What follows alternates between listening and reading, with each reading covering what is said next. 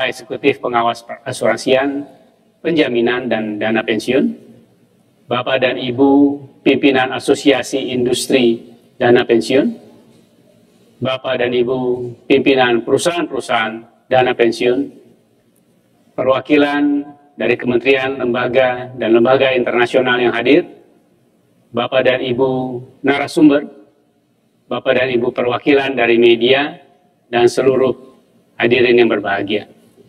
Puji syukur kehadirat Tuhan Maha Kuasa, sehingga pada hari ini kita dapat berkumpul dalam acara peluncuran Peta Jalan Pengembangan dan Penguatan Dana Pensiun Indonesia 2024-2028. Peta jalan ini merupakan arah kebijakan bagi industri dana pensiun yang dapat menjadi acuan bagi seluruh stakeholders terkait dan merupakan roadmap yang ke-9 yang telah diluncurkan oleh OJK pada periode Dewan Komisioner saat ini.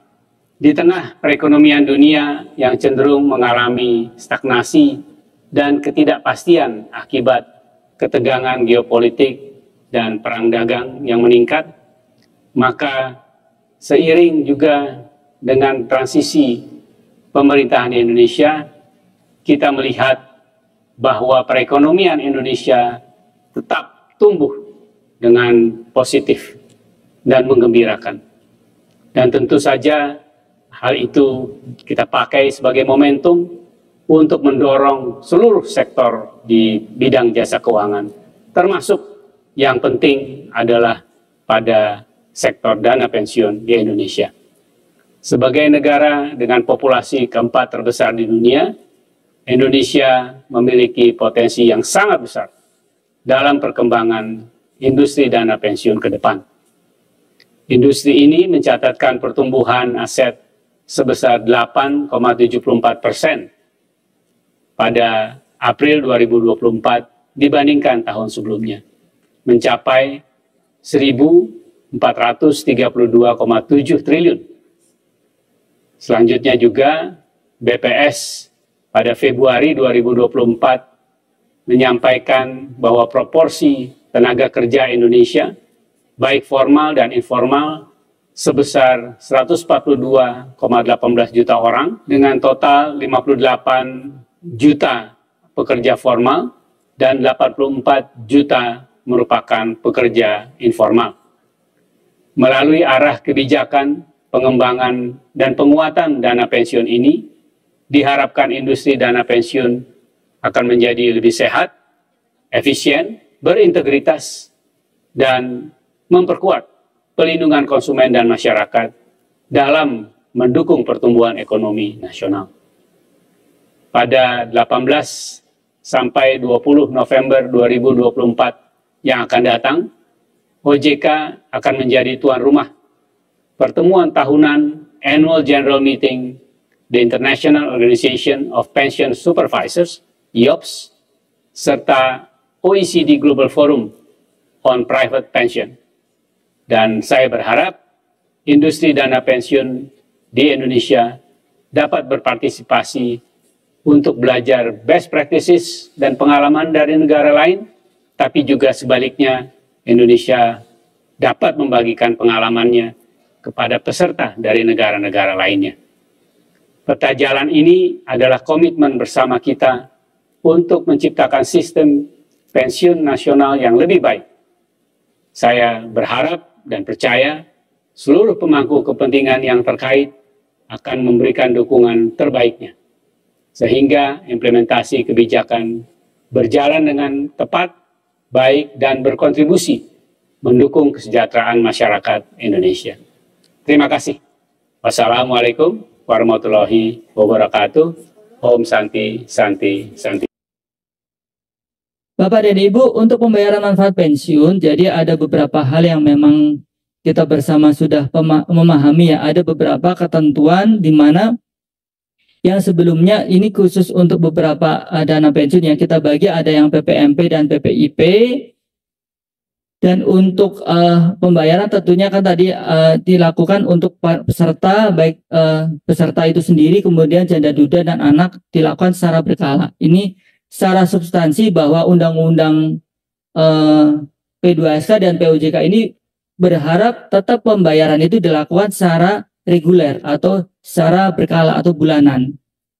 Kemudian mekanisme pembayaran juga dapat dilakukan oleh dana pensiun secara langsung. Jadi ini bukan hanya yang di PPMP, tetapi yang PPIP juga tidak wajib pilihannya hanya selama ini untuk anuitas saja, tetapi dapat juga dilakukan pembayaran secara berkala oleh dana pensiun.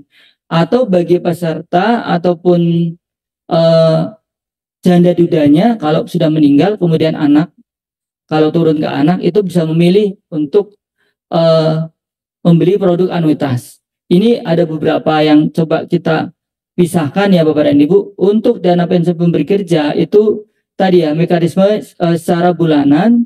Kemudian di sini ada beberapa yang memang sebenarnya sudah ada dari sebelumnya yang TPPK PPMP, tapi ada yang PPIP, ada yang berubah ya. Untuk periode pembayaran dari sisi berkala tadi ya Bapak dan Ibu bisa dibayarkan secara berkala, dan di sini diminta paling singkat 10 tahun. Artinya yang merah sebelah kanan itu adalah yang berubah. Jadi diberi waktu di sini untuk periode pembayarannya paling singkat untuk 10 tahun. Artinya kalau lebih pendek tentunya kan ada kondisi risiko di mana yang memang pembayaran itu tidak secara inline selama periode yang bersangkutan masih istilahnya masih hidup. Kemudian diberi waktu di sini periodenya diperpanjang ataupun dinilainya paling singkat 10 tahun. Jadi kalau lebih dari 10 tahun masih boleh, tetapi paling singkat 10 tahun untuk mencapai tadi ya, bagi peserta yang sudah mencapai usia pensiun yang diatur dalam PDP. Dan ini juga tentunya pengaturan ini Bapak dan Ibu harus masuk di dalam PDP, karena kan tentunya masing-masing dana pensiun punya peraturan dana pensiun yang menjadi pegangan ataupun acuan bagi dana pensiun untuk penyelenggaraan programnya. Sehingga ini terkait pengaturan tadi pembayaran secara berkala itu mesti dimasukkan dulu di dalam PDP. Kemudian bagaimana tadi ya terhadap risiko atas pengembangan akumulasi merupakan tanggung jawab dari peserta janda duda dan anak ini yang ada di PPIP maupun di DPLK. Kemudian di sini yang ditambahkan lagi adalah yang merah adalah PDP harus memuat pilihan pembayaran manfaat untuk manfaat pensiun untuk dapat dibelikan produk anuitas. Jadi memang kembali lagi kalau ada preferensi dari peserta maupun dari sisi janda dudanya itu bisa memilih untuk dibelikan produk anuitas. Baik, berikutnya.